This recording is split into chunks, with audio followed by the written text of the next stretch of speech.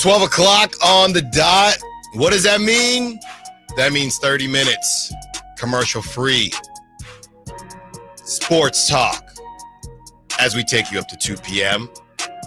And the big question, everybody was a little spicy on Friday about was Keon Ellis and losing Keon Ellis for Jonathan Kuminga. I'm going to repeat this about 3 times here, okay?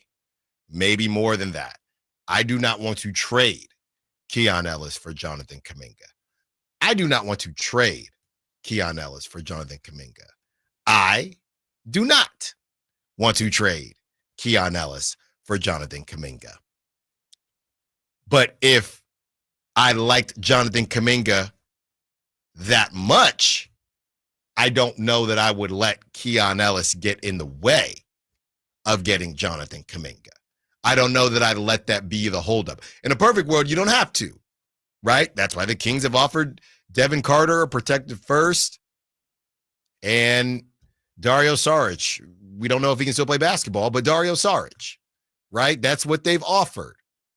So how much do the Kings like Jonathan Kuminga? How much do they want to keep Keon Ellis safe? That is ultimately the question. And now the secondary question to that is what Keon Ellis means to the Kings and what he could mean to anybody in the league. Sam Quinn of CBS Sports had this to say regarding Keon Ellis. For the record, Keon Ellis is going to be this season what Nickeil Alexander-Walker was to the last. Every smart team is going to want him for the mid-level. He'll inevitably get more than that, and it'll still be good value for the team. He's just a really good basketball player. That's from Sam Quinn. He's just a really good basketball player. And I'll say this, listening to Sam Quinn say that, I do wonder, with the decision that the Kings made, you better figure out that extension. You better not let him hit the open market, because the only thing worse than losing Keon Ellis for Jonathan Kuminga would be losing Keon Ellis for nothing. If you lose Keon Ellis for nothing in free agency and you miss out on Jonathan Kuminga, whether I like Jonathan Kuminga for this team or not, you lose him for nothing. That's going to be a bad look. So I'm not saying that you should move Keon for Kuminga, but if you're not going to move Keon for Kuminga, you better get something done. I think it's the upside of the player, right? So we talked about this on Friday. There's not an issue with not wanting to be in on Jonathan Kuminga at $25 million. The idea, though, that Keon Ellis is going to command really anything greater than that at this stage of the game, unless he's going to be packaged as part of a larger deal for, I don't know, Drew Holiday or something.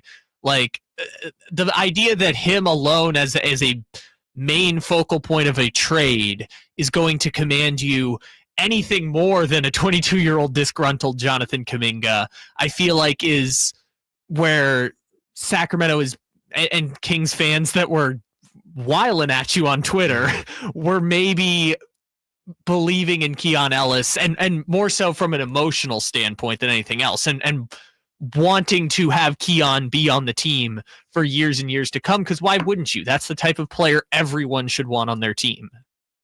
My issue and what becomes funny to me is how Keon can help this team right now, right?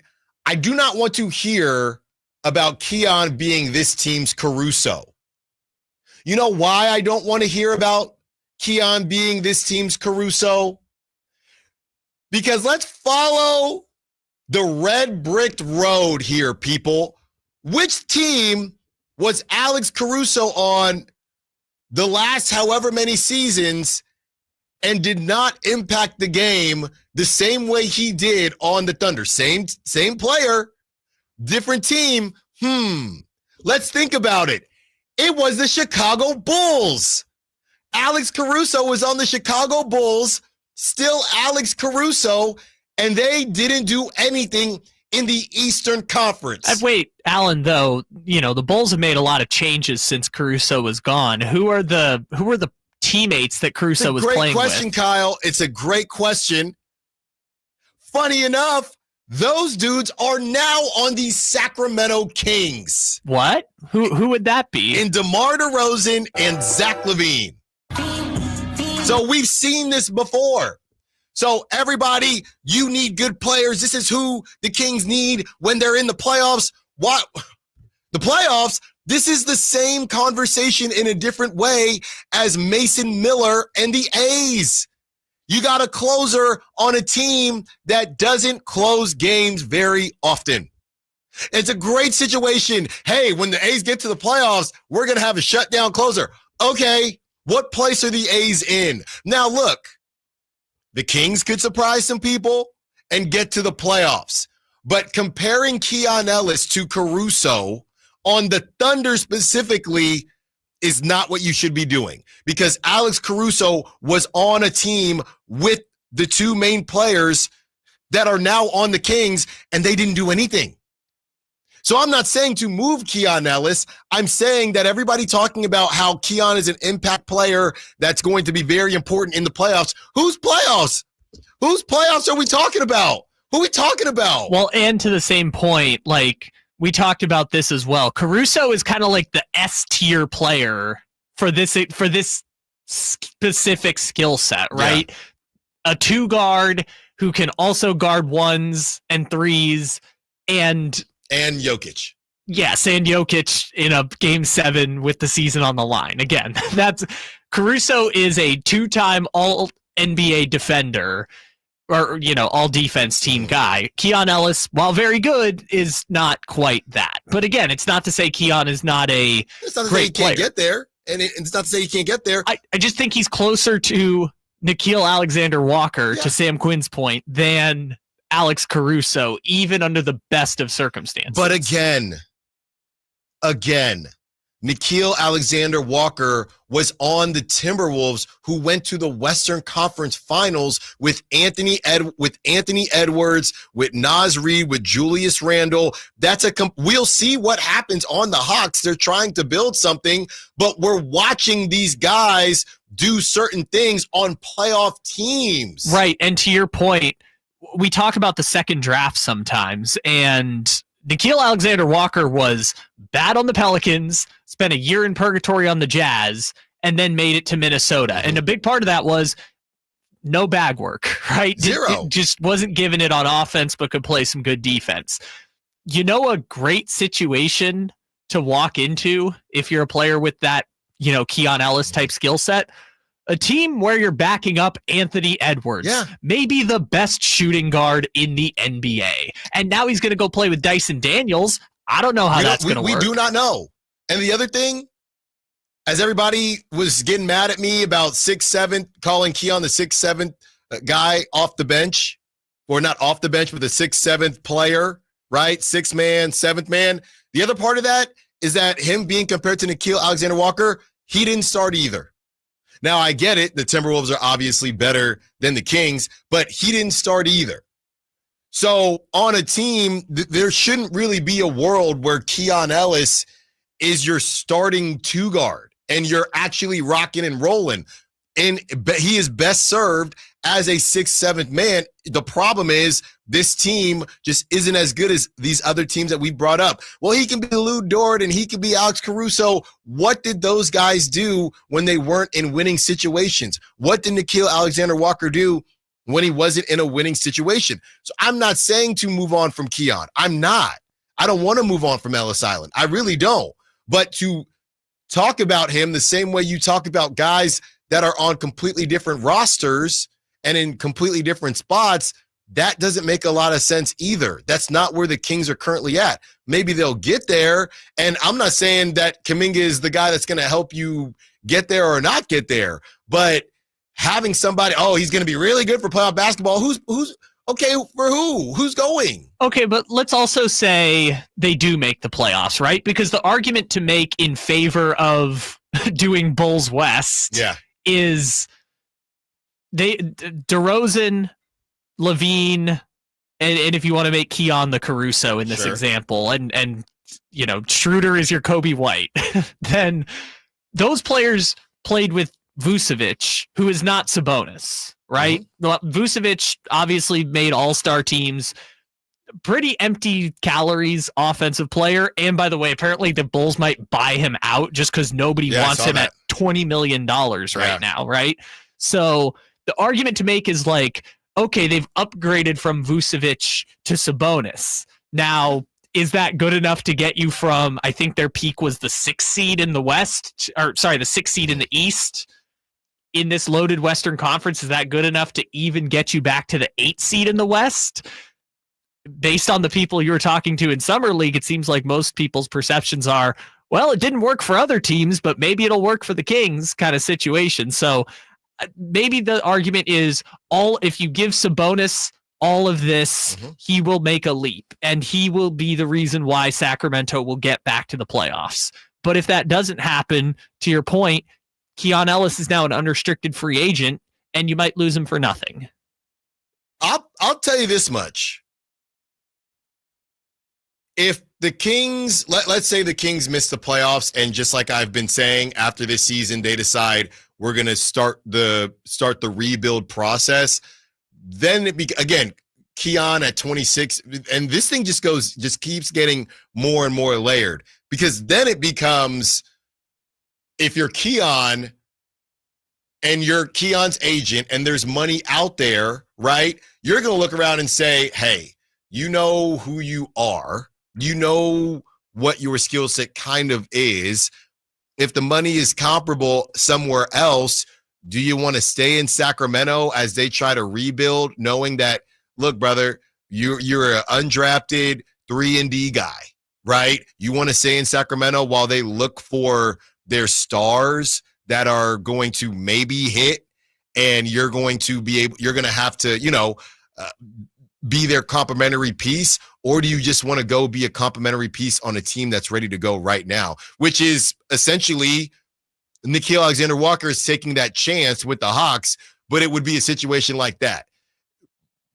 Do you want to stay in Sacramento as they kind of soft rebuild, or don't soft rebuild and you're just doing the same thing again? Tanking. Right. You soft rebuild, tank, or they're the 9 seed and Allen was wrong. They're going to they signed Russ to a 2-year and they're going to keep trying to rework this thing. Or do you just want to go to a team that you know is going to make the playoffs, and maybe you're the eighth guy, but you know what your role is, and you're just on a better squad? I think the key word in that scenario is if the deals are comparable, right? Because I don't think Minnesota had that same offer for Nickeil Alexander-Walker that Atlanta had. And honestly, I think Alexander-Walker is probably going to be worse next year in that situation in Atlanta. But if you're Keon Ellis, like, he's been getting screwed out of money. Like, his best years of his NBA career, these last, I'd say 2.5 years, been making 1.8 million, 2 million, 2.3 million. He's the found money guy that we've been talking about. You sign, if someone's willing to overpay you, take it.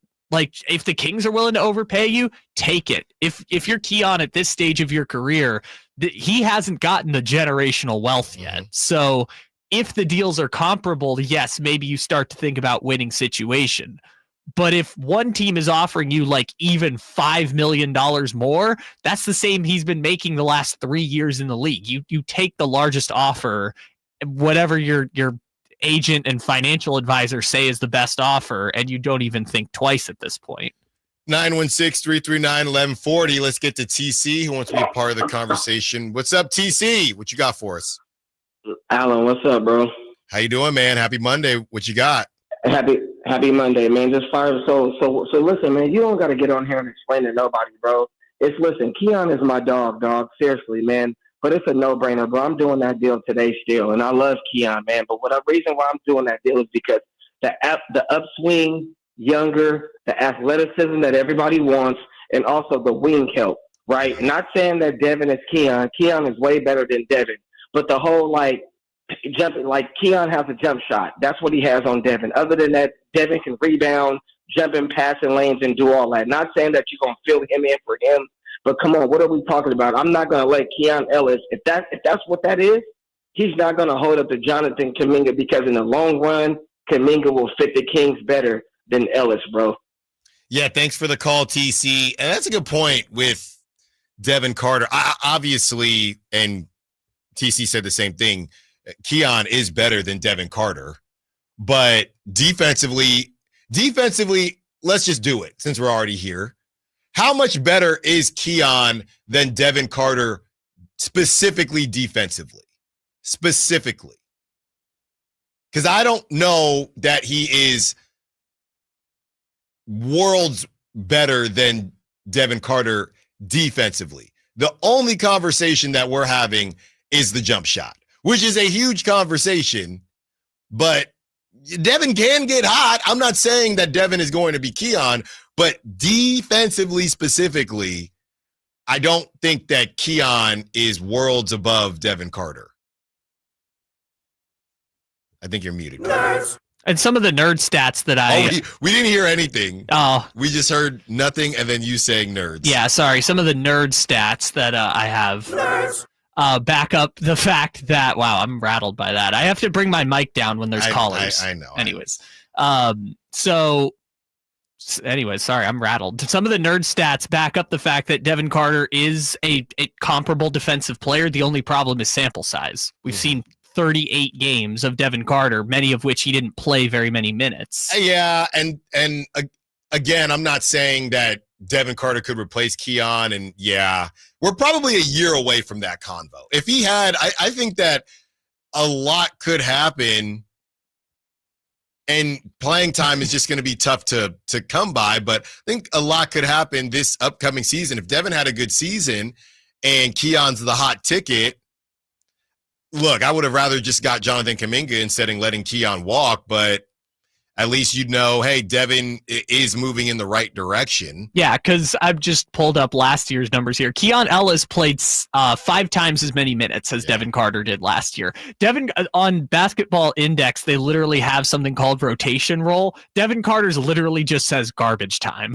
Yeah, like he that's just crazy. He just didn't play. Yeah. And again, you said we're maybe a year away from having that conversation. We kind of have to be, because they have to make the decision in a year. They're either going to extend Keon Ellis, at which point you have to play him significant minutes because he'll be making $15 to $20 million a year, or you're going to move on from Keon Ellis, pick up Devin Carter's 4th-year option, and say, Devin, you're now in that role. And maybe we'll know by the end of next year which of those is the best option and have conviction about it. But right now, I mean, if you ask me today, would you rather pay Keon Ellis $15 million or, sign up for 4 years of Keon Ellis at $15 to $20 million a year, or take a chance on Devin Carter? If you ask me today, I'm just taking the safe option and paying Keon Ellis. I'm doing the same thing. And I don't know. It'll probably work itself out if they get. This is why right now the investigative work, the Law and Order investigative work, when, I obviously during the show I'm working here, but trying to figure out, is there anybody else the Kings are talking to as far as Devin Carter is concerned?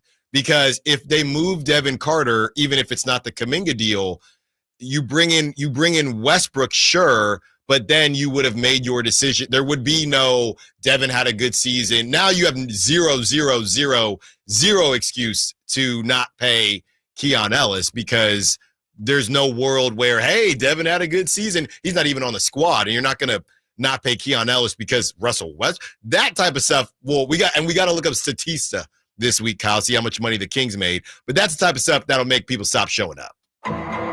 That's the type of stuff that if you don't pay Keon because Westbrook had a good year for you, that's the type of stuff that'll turn people into fans of other teams. Yes, that is. Remember last week we had the conversation of, I respect people who root for losers but don't respect them when they start treating you bad. Yes. That's getting close to the threshold of treating you bad. Is like, we hear your concerns and we're just going to ignore them. Like the what is the Pirates guy's name? Nutting. Like at this point, that's his name. Okay. The Pirates guy at this point is now disrespecting the fans because it's like, oh yeah, we hear your concerns and we know that you're upset. We just don't care. That's where it's disrespecting. And while that's not going to happen, it is the situation Scott Perry has been dealt with, which, by the way, maybe Scott Perry says no to both. Maybe Scott Perry says, I don't want to pay Keon Ellis $20 million a year, and I also don't want to pick up Devin Carter's fourth-year option. Right? I don't want either of them. Yeah, maybe Scott Perry says, I think we can do better. Yeah, just give me Westbrook. We'll find oh God. Well, give me Westbrook and whoever else we can find. Someone just turned on their car 4 minutes ago and is driving off the road at you saying that sentence. 209 says, is Keon is bigger than Devin Carter, right? Question mark. I think he is taller, yeah. Little bit, yeah. Yeah, a little bit, but I think Devin is, I don't know. Devin thicker. Again, Devin Carter, we have firsthand account from me at the airport. You've never stood next to Keon that close. I can tell you, Devin Carter is 6'3.5". Like on a good day, Devin Carter with shoes off at the airport, Devin Carter was like 6'3.5". Yeah. They list Keon Ellis at 6'6". And let's not forget, essentially the same exact.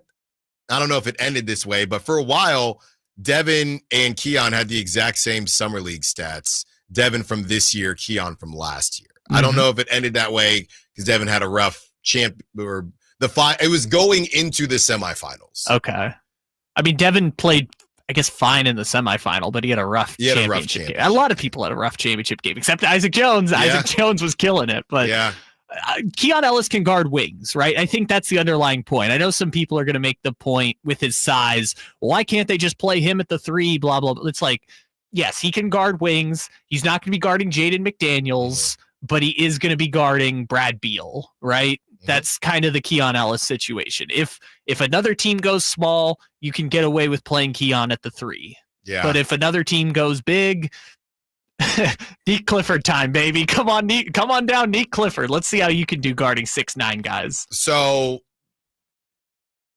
to kind of just wrap this whole thing up, it's not that I want to trade Keon for Jonathan Kuminga. I'm just trying to basically lay out how much the Kings want Kuminga and whether or not Keon should be the reason that you don't go get Jonathan Kuminga. But past the Jonathan Kuminga convo, you better not say no to a deal like that and then lose Keon for nothing during free agency. If you are going to say, hey, we're prioritizing Keon and we want to move on with Keon, then he shouldn't even get to free agency. You should be able to get a deal done, and Keon can still control it if his agent says, I don't think you should take that. I think you should wait. And that's where you're at right now because you picked up the option. So it's not really that much in the control of the Kings past we offered something to Keon. He wanted to wait for free agency. It's still there for him, and he took it. Or there's somebody out there that thinks that they're Keon away, and they outbid us. And now everybody that was upset at me for even just bringing up the idea of moving off of Keon and specifically for Jonathan Kuminga based on the interest level that the Kings may or may not have, now you just lost Keon in free agency. I think this is completely different if they didn't pick up that option and it was restricted free agency. But with it being unrestricted free agency, okay, that's fine. Don't move him. But you better not lose him in free agency for nothing. You better not let him walk. Most confusing rosters, we should say, when we return. Now in Stiles, Sactown Sports.